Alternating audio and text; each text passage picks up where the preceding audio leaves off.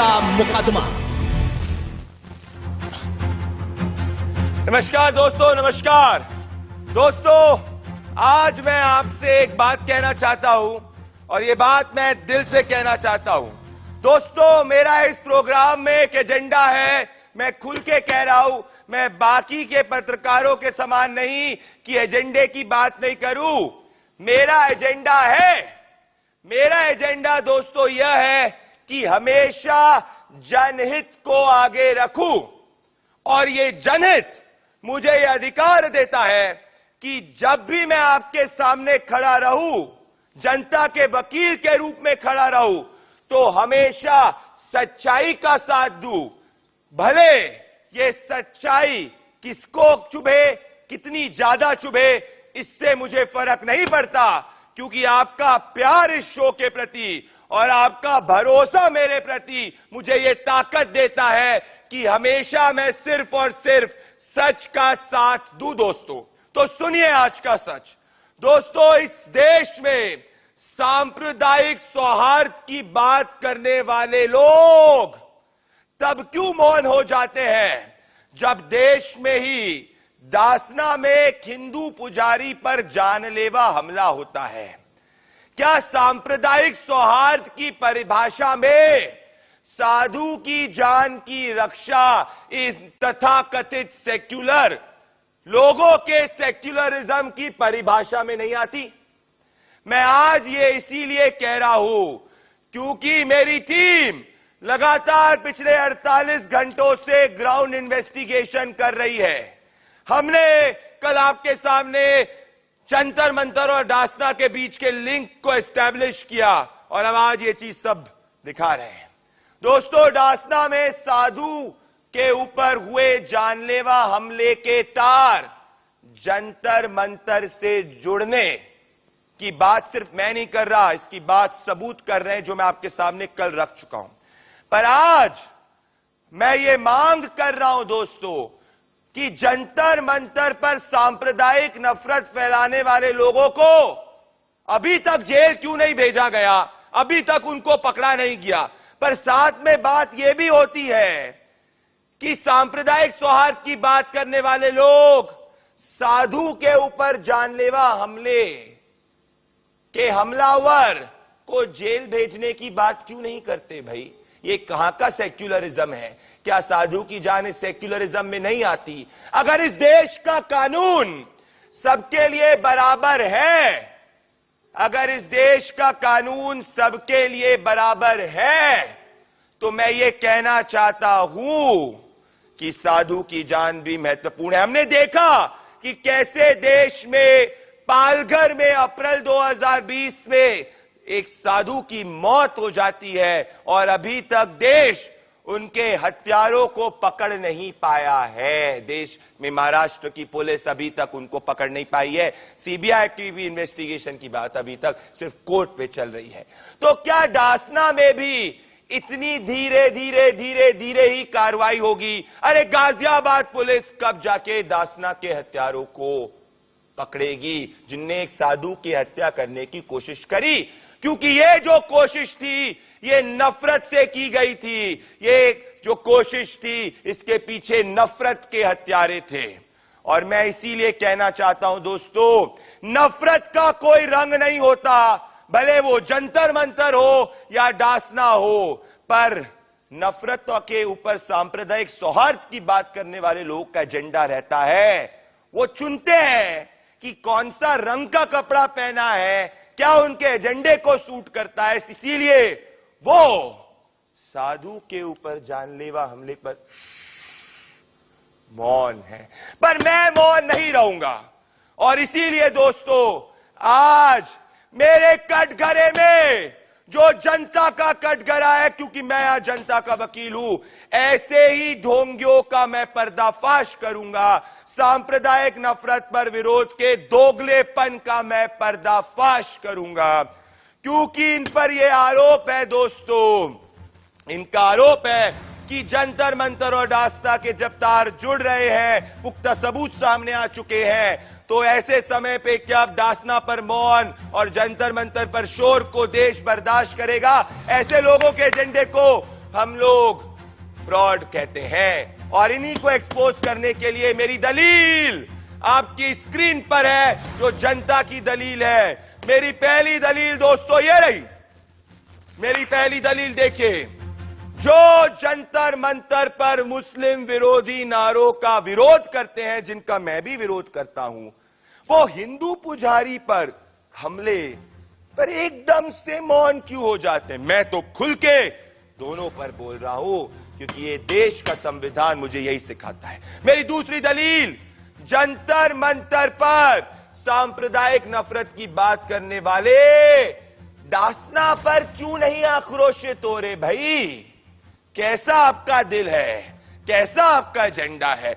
ये देश बर्दाश्त नहीं करेगा, जनहित बर्दाश्त नहीं करेगा। मेरी तीसरी दलील, देश के तथाकथित सेक्युलर्स सुन लीजिए, दासना और जंतर मंतर की कड़ी जुड़ चुकी है। उसके बाद अरे आप चुप क्यों है भाई? अरे जब दिल्ली में आप प्रोटेस्ट निकालते हैं तो हिंदू पुजारी की जान पर हुए हमले पर क्यों नहीं प्रोटेस्ट निकालते? क्या उनकी जान कीमती नहीं? और आज मैं और एक और एक्सक्लूसिव के साथ ये पूरी की पूरी लिंक और ये पूरी की पूरी लिंक को एक्सपोज कर दूंगा। सिर्फ जनता का मुकदमा, इंडिया न्यूज की टीम, जन की बात की टीम जो है ग्राउंड पे है, जो इस पूरी की पूरी इन्वेस्टिगेशन पर एक के बाद एक के बाद एक के बाद एक के बाद तार जोड़ते जा रही है। ये लोग दो ट्रेल पे हैं। पहले जिस नफरत का धंधा करने वाले व्यक्ति ने जंतर मंतर पर नफरत के बयान, नफरत के नारे बोले, मुस्लिम समाज के खिलाफ बोले, उनको हम ढूंढने की कोशिश कर रहे हैं, क्योंकि हिंदुइज्म और इस देश का सौहार्द ऐसे नफरतकर्ताओं को बर्दाश्त नहीं करेगा। साथ में मेरी टीम दासना के पर हिंदू साधु पे हुए हमले के पीछे के हमलावरों के जंतर मंतर से लिंक और उनकी नफरत को एक्सपोज करेंगे। आज पुलिस दोस्तों, अभी तक ये जो व्यक्ति आप स्क्रीन पर देख रहे हैं, जिन पर आरोप है कि इन्होंने जंतर मंतर पर मुस्लिम समाज के खिलाफ नारे लगाए, उन तक पुलिस अभी नहीं पहुंच पाई है, इनके परिवार तक पुलिस नहीं पहुंच पाई। पर जैसे मैंने बोला कि मैं दोस्तों संविधान का व्यक्ति हूं और संविधान को मानता हूं, इसीलिए इनके परिवार तक हम पहुंचे। एक्सक्लूसिव जनता का मुकदमा देखिए, जंतर मंतर और दासना के तार कैसे जुड़ रहे हैं। कौन है ये व्यक्ति, सुनिए। उत्तम उपाध्याय की दुकान है। हाँ जी। आप कौन है? पापा। उनकी पापा है।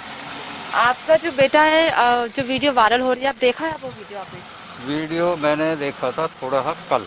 हाँ। वो भी लोगों से मालूम पड़ा मुझे। तो ये जो भी हुआ है, वो दुकान चलाता है और यही दुकान हाँ, ये दुकान, और वो यहीं बैठता है दुकान पे ही। तो मुझे भी समझ में ये नहीं आ रहा कि अच्छा, जिस दिन 7-8 तारीख से वो गया था, उसके बाद हमें वो नहीं मिल पाया। क्यों गया, किसके कहने से गया, ये वो समझ में नहीं आ रहा हमारे। और जो भी उसने किया है ये गलत किया है, बाकी हम इस चीज के खिलाफ हैं। मतलब आपके बेटे ने जो मुस्लिम विरोधी नारे है, हमें मालूम नहीं क्या कहा है क्या नहीं कहा है। वीडियो में तो साफ दिखाई दे रहा है कि मुस्लिम विरोधी नारे लगाए। देखो, नारे का हमने नहीं सुना, हमने तो केवल वीडियो ये मोबाइल पे किसी से देखा हुआ था। तो जब हमें देखकर पता लगा कि हाँ ये उसका नाम आ रहा है, बस। तो अभी आपका बेटा कहाँ गायब है? अब हम तो बताता हूँ मैं आपसे, हम खुद परेशान है कि वो है कहाँ। अब किसे क्या जवाब दें। हालांकि आप ही आए हो पहली बार हमारे पास, तो और तो कोई पहुंचा नहीं। और इतना हाईलाइट देखो, इस तरह से ये हाईलाइट होगा तो हम भी शायद परेशान हो जाएंगे। यहाँ हमें तो मालूम नहीं पड़ रहा वो है कहाँ। तो अभी कभी कोई ऐसी बात नहीं हुई, कभी कहीं कोई लड़ाई झगड़ा किसी तरह का उसका कहीं कुछ। तो आपका बेटा क्या हिंदू राष्ट्रवादी गतिविधियों से भी जुड़ा हुआ है काफी? हाँ, हिंदुत्व को महत्व देता है, बस ये जरूर है। वो हिंदुत्व को महत्व देता है और वो सभी देते हैं। देखो, हिंदू तो आप भी हम भी हिंदुत्व को महत्व सभी देते हैं। अब अपने कौम को हर आदमी महत्व देता है, तो ये गलत तो कुछ कर नहीं रहा हो। और बाकी आप आस पड़ोस वालों से पूछ लो कि उसके जो है हाल चाल रंग ढंग और किस टाइप का था, वो आपको हमसे ज्यादा आस पड़ोस ही बता देगा। दोस्तों, आपने देखा हमारी रिपोर्टर तोशी, जिनने ये एक्सक्लूसिव, देश के मीडिया में कोई नहीं पहुंच पाया, कोई रिपोर्टर नहीं पहुंच पाया, तोशी पहुंची है। दोस्तों, उनके पिताजी खुद कह रहे हैं कि जो उसने किया वो गलत है और वो लापता है, हमको नहीं पता कहां है। तोशी, आप हमें दर्शकों को बताइए कि कब आपने इनके पिताजी से बात करी, किस एरिया में रहते थे, और पूरा का पूरा जो उनके चेहरे पर एक्सप्रेशन था वो दिखा रहा था कि वो उनके बेटे ने जो नफरत की बात करी उससे वो बिल्कुल भी समर्थन नहीं दिया उनने। देखिए प्रदीप जी, हमारी टीम यानी कि इंडिया न्यूज की टीम, प्रदीप भंडारी की टीम लगातार कल से ये तहकीकात कर रही है कि आखिर वो अज्ञात आदमी कौन था जिसने जंतर मंतर पे एक विशेष धर्म के खिलाफ नारेबाजी करी। इसके बाद हम निकले, सबसे पहले हम गए हिंदू रक्षा दल के ऑफिस में, वहां हमने जांच पड़ताल करी कि कैसे इस इंसान की यानी कि उत्तम उपाध्याय के तार हिंदू रक्षा दल से जुड़े हुए हैं। उसके बाद हम झंडापुर गए, वहीं से लगभग 2 किलोमीटर दूर है झंडापुर, जो कि शालीमार गार्डन में आता है। वहां हम उनके पिता के घर गए, उनकी दुकान में गए। उनके पिता का ये कहना है कि जो मेरा बेटा है वो हिंदू राष्ट्रवादी है, हिंदुत्व को महत्व देता है और ऐसी गतिविधियों में रहता है, लेकिन जंतर मंतर पे जो बयान उन्होंने दिया है उपाध्याय ने, वो बयान से वो बिल्कुल भी वाकिफ नहीं रखते। उनका कहना है कि ये बयान क्यों दिया गया, कैसे दिया गया, इसके बारे में उनको कोई भी पता नहीं है। 8 तारीख से उपाध्याय घर से गायब है, अभी तक घर में नहीं है। पिता का कहना है कि सरेंडर कर देना चाहिए क्योंकि वो इस विशेष धर्म को लेकर जो उन्होंने उन्माद फैलाया है, जो भाषण, जो उन्होंने बयानबाजी करी है, उसके खिलाफ यहाँ पर दिखाई। बहुत बड़ी बात है तोशी, आपने वो किया है जो हिंदुस्तान का कोई रिपोर्टर इस स्टोरी पे नहीं कर पाया। हमारे साथ जुड़ी है, बहुत बड़ी बात। उनके पिता खुद कह रहे हैं कि ऐसे नफरत वाले बयान के उनको सरेंडर करना चाहिए, क्योंकि कोई भी व्यक्ति जो धर्म में विश्वास करता है, हिंदुइज्म में विश्वास करता है, हिंदुत्व में विश्वास करता है, ऐसे बयान नहीं देगा। ऐसे लोगों को, जिनने साधु पे हमला किया और ऐसे बयान दिए, इनको दोनों को जेल में जाना चाहिए। मेरे साथ इस वक्त की सबसे बड़ी खबर यह है कि दोस्तों, अश्विनी जी जो है उनको बेल मिल चुकी है और उनके वकील मेरे साथ अश्विनी दुबे जी जुड़ रहे हैं। अश्विनी दुबे जी काफी बड़े वकील हैं सुप्रीम कोर्ट के, वो मेरे साथ जुड़ रहे हैं। अश्विनी जी, मेरे साथ जुड़ने के लिए बहुत बहुत धन्यवाद। मुझे बताइए अश्विनी जी, आज जो जजमेंट आया है, मेरे हाथ में वो जजमेंट है, वो उद्धव कुमार जैन जी का जो जजमेंट है, उसमें काफी तरीके से कहा गया है कि इसमें सुप्रीम कोर्ट का एक जजमेंट कोट किया गया, BP Sharma versus union of India, जिसमें कहा गया कि जो संविधान के अंदर स्वतंत्रता गारंटी है। आप बताइए आर्ग्यूमेंट्स कैसे रहे, क्या ऑब्जर्वेशंस रही, आपका क्या टेक अवे, कब तक बाहर आ सकते हैं Ashwini ji? Thank you very much Pradeep भाई, इस बात को उठाने के लिए, इन्वेस्टिगेटिव जर्नलिज्म के लिए और साथ ही साथ लोगों की आवाज बनने के लिए। मैं समझता हूं कि आप जैसे जो जर्नलिस्ट हैं वही बेकसूर लोगों को, जिनको पुलिसिया एट्रोसिटीज का, जिनको कानून का शिकार होना पड़ता है बिना किसी इन्वॉल्वमेंट के, उनकी आवाज बनते हैं। अश्विनी उपाध्याय जी आज बाहर आ रहे हैं। माननीय अदालत ने पुलिस की जो थ्योरी है, उस पूरी थ्योरी को इवैल्यूएट करके पाया कि अश्विनी उपाध्याय जिस समय वो एलिज्ड हेट स्पीच हुआ, उस समय मौके पर मौजूद नहीं थे। 1। दूसरा, सुप्रीम कोर्ट की खुद की जजमेंट है, जिस जजमेंट के मुताबिक 7 साल से कम पनिशमेंट जिसमें हो, उसमें आपको सीआरपीसी के प्रोविजंस का पालन करते हुए नोटिस दिया जाएगा। तीसरा, अगर कोई व्यक्ति खुद कंप्लेनेंट बन करके कंप्लेंट फाइल कर रहा है और कह रहा हो दोषी व्यक्तियों के खिलाफ एफआईआर दर्ज करो, तो उसका मोटिव समझ में आता है कि उसका इंटेंशन क्राइम कमिट करना नहीं था। चौथा, जो सुप्रीम कोर्ट का एक बड़ा फेमस और नामी वकील हो, जिसने जुडिशियल रिफॉर्म्स के लिए, जिसने सोशल रिफॉर्म्स के लिए, जिसने पुलिस रिफॉर्म्स के लिए काम किया हो, उसके ऊपर इस तरह के मुकदमे पंजीबद्ध करवाना, मैं समझता हूं कि एक अलग तरह से नैरेटिव को सेट करना था।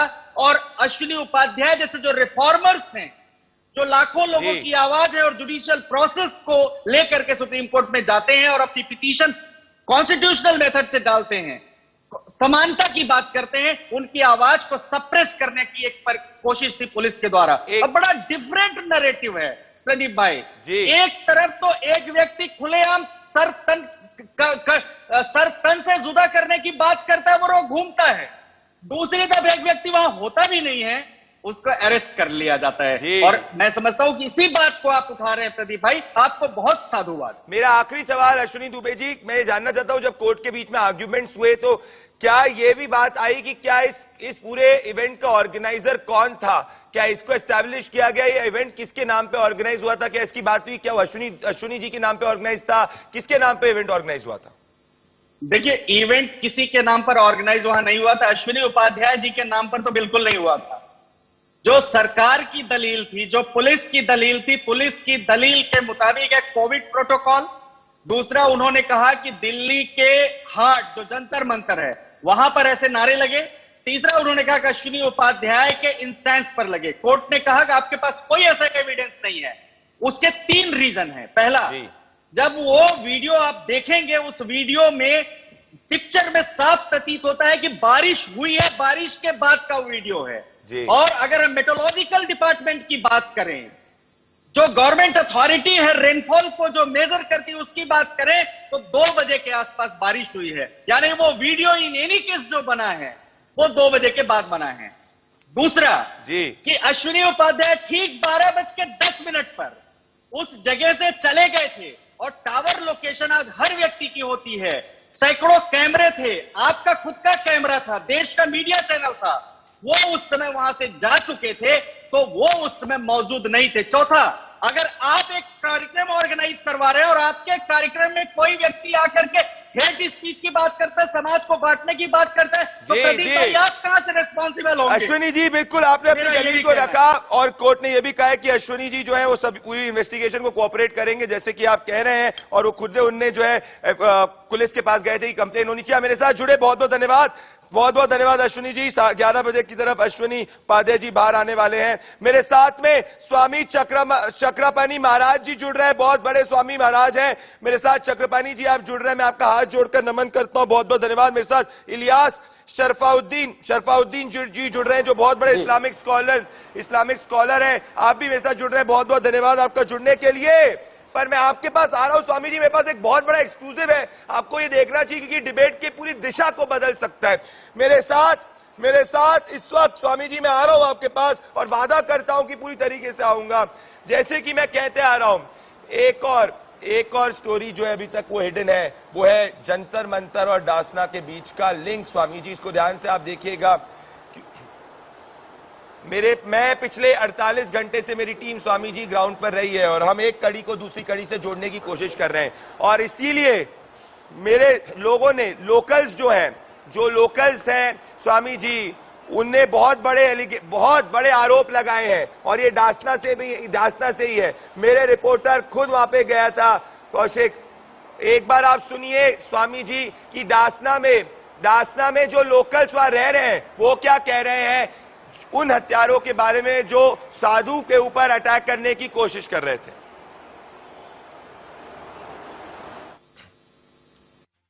तो हाथ तो इस्लामिक आतंकवादियों का ही है और क्लियर तौर पे मैं बोलूंगा कि वो आतंकवादी ही हैं। रोज एक माहौल बिगाड़ा जाता है, रोज दासना मंदिर पे कुछ ना कुछ कमेंट किए जाते हैं। क्या हो रहा है ये? कभी अमानतुल्लाह, कभी गुरुजी के सर पे इनाम रख दिया जाता है। क्या हम हिंदू होकर अपने ही देश में अपने लिए नहीं बोल सकते? लेकिन ऐसा हमेशा होता है कि जब कोई भी हिंदू बोलता है तभी उसको दबाया जाता है, तभी बार बार उसको कोशिश की जाती है कि इसको दबा लिया जाए, या तो धमकियां दी जाती हैं मारने की। अभी दिल्ली दंगे हुए थे, उसमें भी बहुत लोगों को मारने की धमकियां आई। बाद में जिन लोगों की दुकानें जली उन लोगों को बंद कर दिया गया। क्या हो रहा है हमारे इस देश में? हमेशा बयानबाजी तो सर इस तरफ से भी बहुत होती है ना, बड़े बड़े कड़वे बयानबाजी तो यहाँ से भी जारी होती है। आप बताएं मुझे। देखिए ये बात ठीक है, लेकिन क्या ऐसा हो सकता है कि सामने वाला हमारा सर फोड़ रहा है और हम कहें कि नहीं जी फोड़ दो? तो ये तो पॉसिबल नहीं है ना। हाँ, ये मैं कहूंगा कि गलत बयानबाजियां हो रही हैं, कल जंतर मंतर से भी हुई, वो चीज गलत थी, लेकिन हम लोग सिर्फ बयानबाजियों में खत्म हो जा रहे हैं। हमारा कहना ये है कि मैं काफी पहले से यहाँ आता जाता रहा हूँ और ये सभी जानते हैं कि जिस तरीके से आज हमारे देश में हिंदुओं के प्रति एक माहौल बन रहा है, हमेशा जो भी हमारे हिंदू धर्म के जो बड़े लोग हैं जो हमारे धर्म को बचाने की कोशिश कर रहे हैं, हमेशा उन पे हमला किया जाता है किसी न किसी तरीके से। और उसमें जो हमारे अपनों का साथ है, उसका साथ होना बहुत जरूरी है। जो ये घटना हुई है, ये एक बहुत ही ऐसी घटना है। ये घटना एक आम आदमी के साथ नहीं हुआ, ये हिंदुत्व पे घात किया गया है, ताकि भविष्य में कोई भी हिंदुत्व के लिए ना बोले, तो मैं ये जानना चाहता हूं कि जो उनकी मानसिकता ईरान, इराक और बगदाद में है, वो वही मानसिकता वो लोग भारत के अंदर अपना रहे हैं, और इस मानसिकता को हम लोग बदलेंगे। ये हम सही कह रहे हैं, क्योंकि अगर हम लोग खुद के धर्म को नहीं। दोस्तों, आपने देखा स्वामी चक्रपाणी महाराज जी, मैं आपके पास में और इलियास शरफुद्दीन के बीच में अब जो है जनता का मुकदमा शुरू होगा। स्वामी जी आपके पास पहले आना चाहता हूं। स्वामी जी, हर व्यक्ति दास्तां में ये पूछ रहा है कि जिसने साधु के ऊपर, हिंदू साधु के ऊपर दास्तां में मारने की कोशिश करी चाकू से, उनको अभी तक पुलिस ने क्यों नहीं पकड़ा? पुलिस उस पर कार्रवाई क्यों नहीं कर रही? सेक्युलर लॉबी उस पर क्यों नहीं बोल रही? स्वामी जी,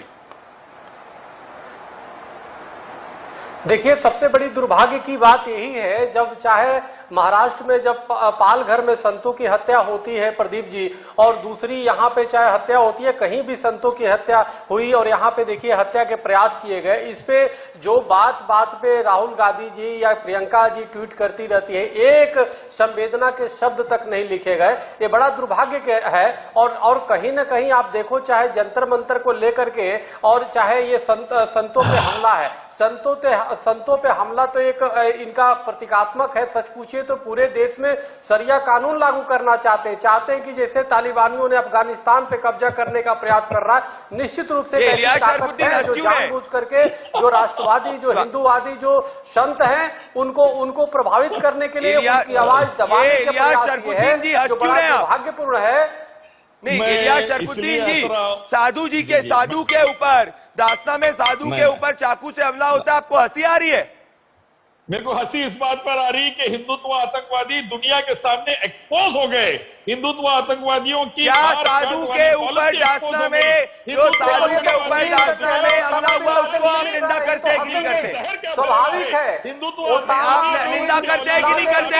आदर्श मानने वाले स्वामी जी और हिंदुत्व को हिंदुओं को आतंकवादी कह रहे हैं। बताओ, जो ओसामा को जो और जिन्ना को जो आदर्श मानता हो इलियासी जैसे लोग, तो स्वाभाविक है कि वो बताइए हिंदुओं को आतंकवाद कर रहे हैं। अरे जिसको सर्वोच्च न्यायालय तक ने कहा है कि हिंदुत्व जीवन जीने की प्रेरणा देता है और जीवन जीने की राह सिखाता है, पूरा विश्व आज देख रहा है इलियासी जी, पूरा विश्व देख रहा है कि पूरी। मैं इलियास शरफुद्दीन जी से सवाल पूछना चाहता हूँ। नहीं स्वामी जी, इलियास जी मेरी बात सुनिए, मेरा सीधा जवाब दीजिए। इलियास जी, जो जंतर मंतर में हुआ, जो जंतर, स्वामी जी मुंह दिखाने के लायक नहीं, स्वामी जी, जो जंतर मंतर में हुआ, जो जंतर मंतर में हुआ, एक सेकेंड ऑडियो सबका कम करिए, ऑडियो। स्वामी जी एक सेकंड। इलियास जी, जो जंतर मंतर में हुआ, मैं उसकी पूरी निंदा करता हूं। मैं कहना चाहता हूं कि ऐसे लोगों को जेल के पीछे भेजना चाहिए। अब आप मेरे साथ बोलिए कि आप ये सब रिपीट करिए मेरे साथ। दास्तां में जो साधु के ऊपर हमला हुआ, उनके पीछे के जो क्रिमिनल्स हैं, उनको जेल भेजना चाहिए। बोलिए मेरे साथ, बोलिए जेल भेजना चाहिए। बोलिए, मासूम को मारे उसको सजा, साधु के ऊपर, मासूम साधु के ऊपर, दास्तां मंदिर में साधु के ऊपर, साधु क्या गलती थी उनकी? साधु की क्या गलती थी? साधु की क्या गलती थी? अरे मैं ये कह रहा हूं कि अगर मुसलमान समाज के खिलाफ लगाए गए नारे जंतर मंतर में गलत है, तो साधु के ऊपर जानलेवा हमला भी गलत है। ये आपको बोलना पड़ेगा अगर आप सेक्युलरिज्म की बात करते हैं। इलियासी जी से पूछिए कि अब मासूम इनके निगाहों में कौन है जो आतंकवाद साधु मासूम थे? वही आप इनके लिए मासूम है। जो संसद में हमला करते हैं वो अब मासूम है, जो लाल किले पे हमला करते हैं वो इनके लिए, इलियासी जी के लिए मासूम है। मासूम की परिभाषा तो बताओ इलियासी जी। अरे बात सीधे से करो यार। संतों पे जो हमला किया उसकी गिरफ्तारी तत्काल होनी चाहिए।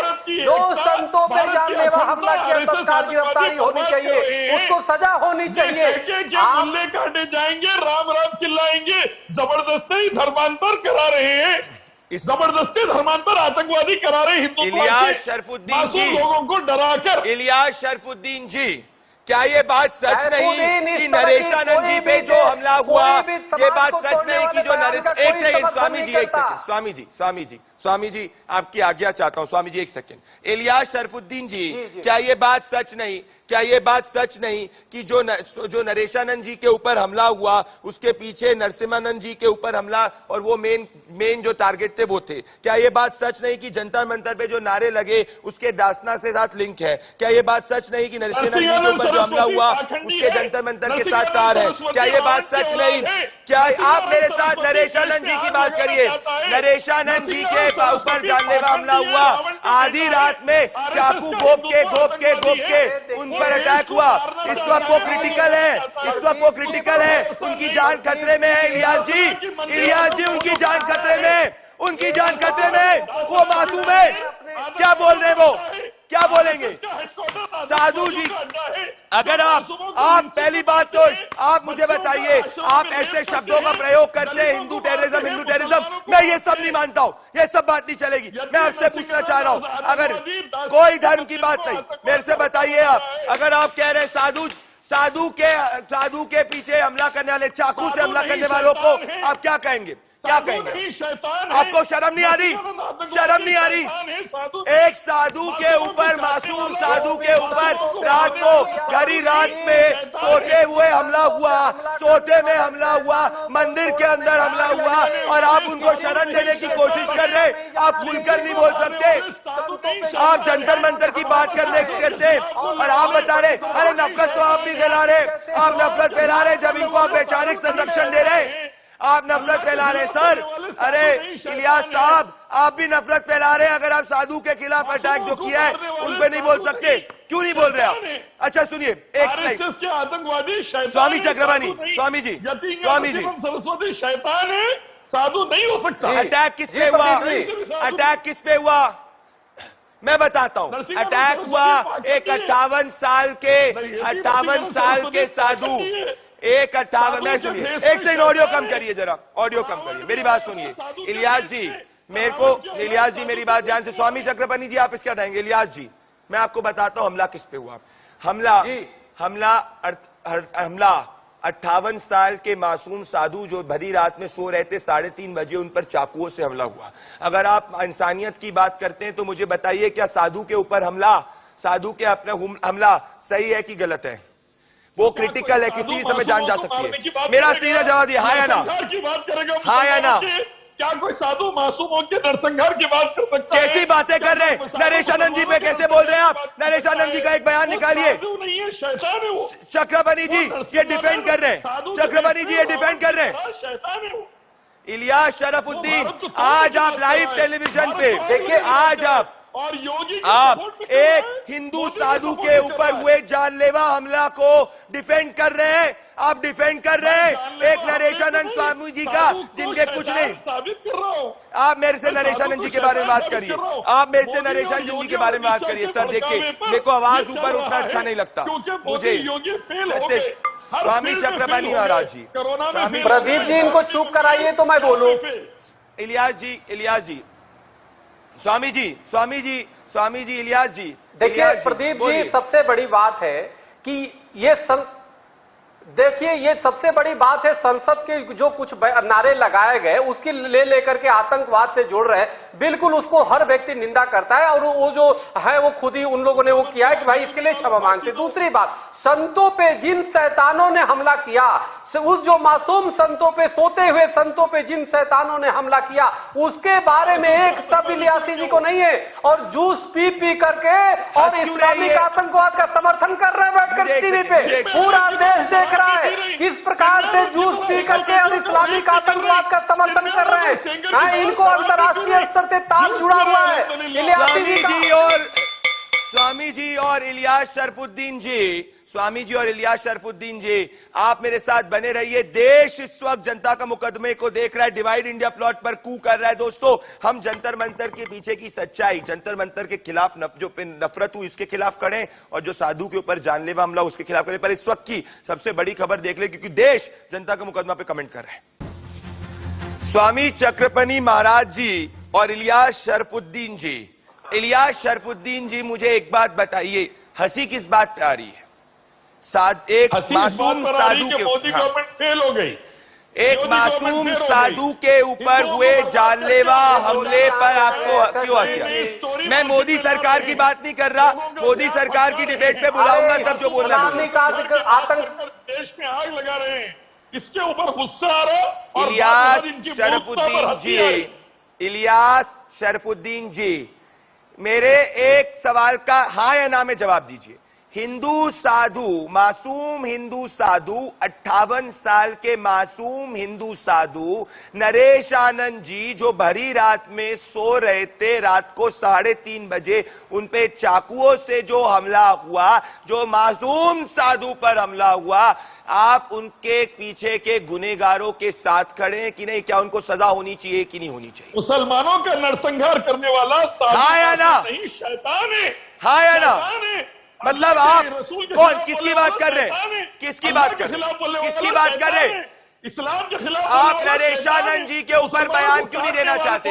अरे मैं जब कह रहा हूं, चक्रपाणी जी जब कह रहे हैं, जब चक्रपाणी जी कह रहे हैं कि जंतर मंतर पे, मेरी बात सुनिए, मतलब आपके लिए जो साधु, मेरे एक चीज, इलियास शरफुद्दीन जी, प्रदीप, इलियास शरफुद्दीन जी, नरेश आनंद जी का एक सांप्रदायिक बयान बताइए।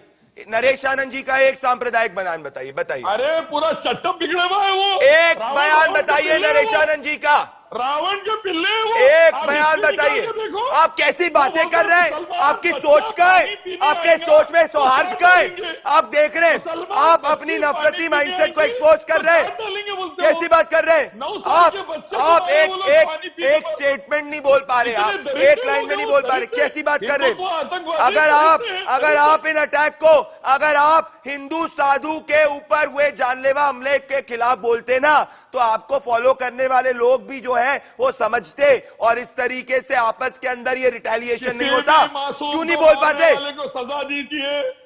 बोलिए हिंदू साधु मासूम थे, बोलिए हिंदू साधु मासूम थे, बोलिए हिंदू साधु मासूम थे। जब जंतर मंतर पर नारे करने वाले गुनेगार हैं, जब वो जेल जाएंगे तो हिंदू साधु मासूम क्यों नहीं? हिंदू साधु मासूम क्यों नहीं? भारत को बर्बाद होने से बचाइए। हिंदू साधु मासूम थे कि नहीं थे? दासना पर भरी रात में 3:30 बजे अटैक हुए हिंदू साधु मासूम थे कि नहीं थे? हाँ या ना? अड्डा है। हाँ या ना? हाँ या ना? अरे अच्छा सुनिए, इलियास शरफुद्दीन जी, मुझे एक चीज बताइए। आप भरी रात को, आप सुनिए, एक सेकेंड ऑडियो कम करिए, मेरी बात सुनिए। चक्रपाणी, आप भरी रात को 3:30 बजे सो रहे हैं, और अगर कोई आपके घर पर आके आप पर जानलेवा हमला करने की कोशिश करे, तो कोई भी क्या आपको डिफेंड, कोई भी इसको मानेगा, डिफेंड करेगा? अरे एक हिंदू साधु के ऊपर, जस्ट क्या वो साधु हिंदू था इसीलिए आप जो उसमें कंडेम नहीं कर पा रहे? ना, मैं हिंदुत्व आतंकवादी था बोलकर कंडेम नहीं कर रहा हूं। अच्छा चलिए, सुनिए, सुनिए, मैं कंडेम नहीं कर सकता, मसला ये है। इलियास शरफुद्दीन जी, चलिए, नहीं आपको नहीं करना, आप अपने नफरती माइंडसेट को एक्सपोज कर रहे हैं, मुझे आपसे उम्मीद नहीं थी, पर आज आपने कर दिया। पालघर, सुनिए, दुनिया, हम भारतीय आर्मी सेना के बेटे, आप एक स्कॉलर कहे जाते हैं, अपनी शिक्षा को, अपनी शिक्षा का सम्मान करिए, अपनी शिक्षा का सम्मान करिए। नफरत नहीं सिखाती शिक्षा, नफरत नहीं सिखाती शिक्षा। मेरी शिक्षा है जंतर मंतर पे जो हुआ उसके खिलाफ बोलने की, मेरी शिक्षा है जो साधु के ऊपर हमला हुआ उसके खिलाफ बोलने की, मेरी शिक्षा है जो पालघर में साधु पर हमला हुआ उसके खिलाफ बोलने की।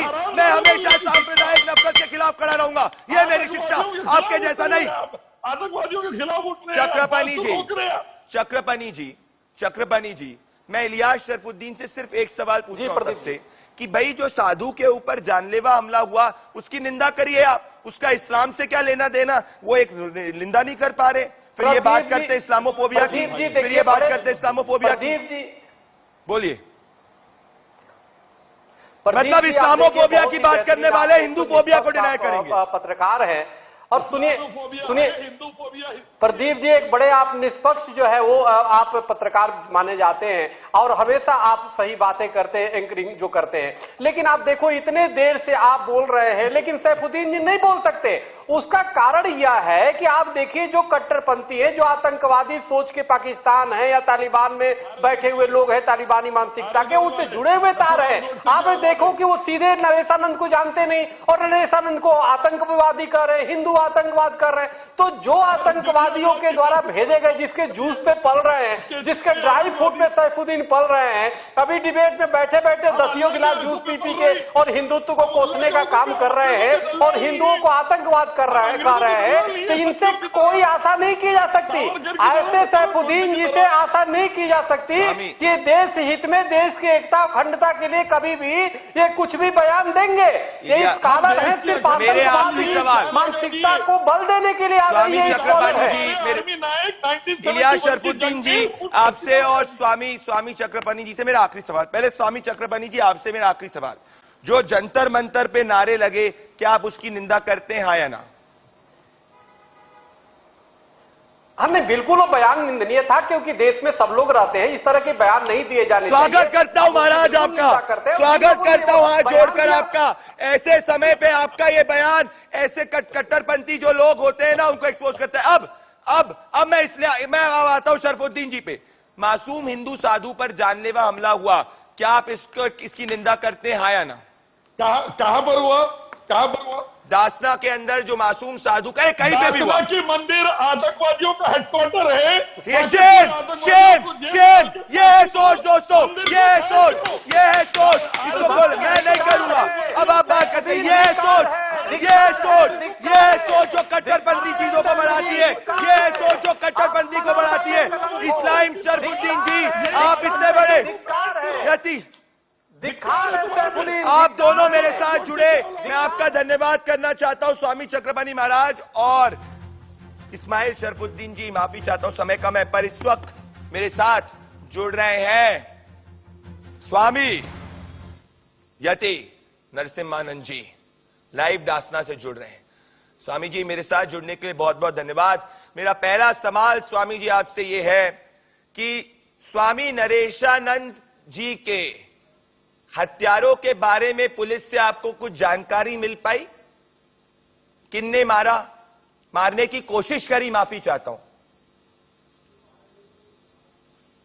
कैमरे में ये आ गया, कौन था वो पुलिस जांच कर रही है, जांच का विषय पुलिस बता देगी जांच करके। मुझे अभी पुलिस ने कुछ नहीं बताया।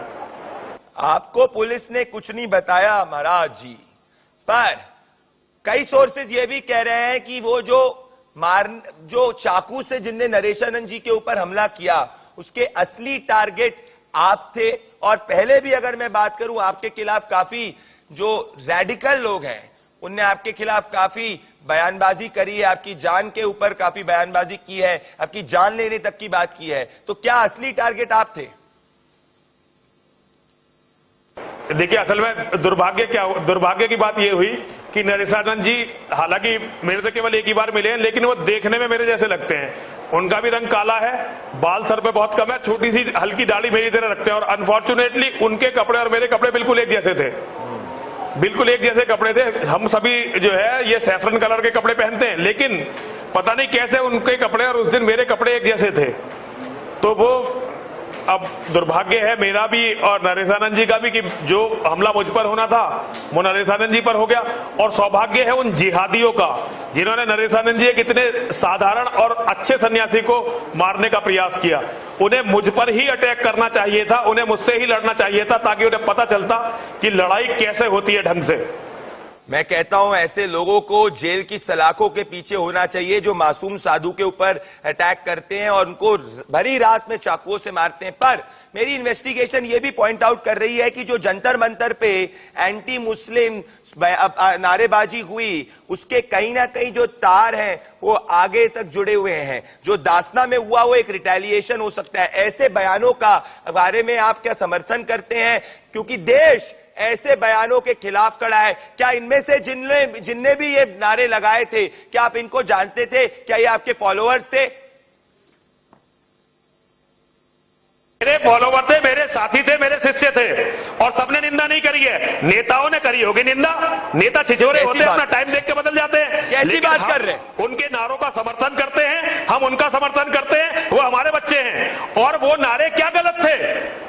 इस इस देश का बंटवारा हुआ था। नारे गलत थे। आप बहुत दिनों तक जनता को बरगला के नहीं नारे रख सकते। गलत थे, सर। मैं उन बच्चों का पूरा समर्थन करता हूं। हिंदुत्व ये नारों की बात नहीं करता। नारे गलत थे सर, नारे गलत थे। ये आप जो इस वक्त बात कर रहे हैं कि वो आपके बच्चे थे, आप उनका समर्थन करते हैं, ये हिंदुइज्म नहीं सिखाता सर। विवेकानंद का हिंदुइज्म नहीं सिखाता, इस देश का हिंदुइज्म नहीं सिखाता। मैं आपसे आखिरी बार पूछना चाहता हूं कि क्या आप ऐसे नारों को, क्या आप ऐसे एंटी मुस्लिम नारों का समर्थन करते हैं? क्योंकि अगर आप ऐसा कर रहे हैं तो आप कम्युनल हैं, आप कम्युनल होंगे सर। ये ऐसा होगा अगर आप इन नारों को सपोर्ट करेंगे। और मुझे चलिए एक और चीज बताइए, पिंकी चौधरी, अरे भगोड़ा पिंकी चौधरी जो टीवी पर आके बोलते मैंने क्या, उसके बाद से फरार है, पुलिस को जाके नहीं कहते। क्या पिंकी चौधरी को भी आप जानते थे, आपके लोग जानते थे?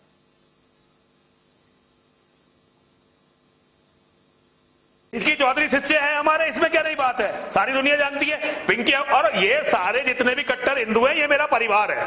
जो धर्म के लिए लड़ रहे हैं और जो इस्लाम के जिहाद से लड़ सकते हैं, ये सारे लोग मेरा अपना परिवार सर है। जी, और मैं तो ये कहता हूं, भारत में जो व्यक्ति इस्लाम के जिहाद से टक्कर ले सकता हो, यदि उसने मेरे बेटे का भी कत्ल किया है तो भी मैं उसे अपना बेटा मानूंगा। ये बयान उकसाने वाले हैं सर, और इन बयानों का मैं खंडन करता हूं। आप, मेरे पास समय कम है, पर ऐसी बातें ही इस देश के अंदर नफरत फैलाती है। ना ये हिंदुत्व सिखाता है, ना हिंदुइज्म सिखाता है, ना कोई धर्म सिखाता है, जैसे कि वो इस्लाम शरफुद्दीन की बात कर रहे थे। दोस्तों, मेरी लड़ाई एक तरफा है कि जंतर मंतर पर शोर और मासूम साधु पे हमले पर चुप्पी देश की तथाकथित सेक्युलर लॉबी को एक्सपोज करती है। जंतर मंतर दास्ता लिंक पर जनता का मुकदमा इंडिया न्यूज सबसे बड़ी कवरेज को लीड कर रहा है, सबसे बड़ी इन्वेस्टिगेशन लीड कर हमारे साथ आप जुड़े सर, बहुत बहुत धन्यवाद। दर्शकों धन्यवाद, नमस्कार।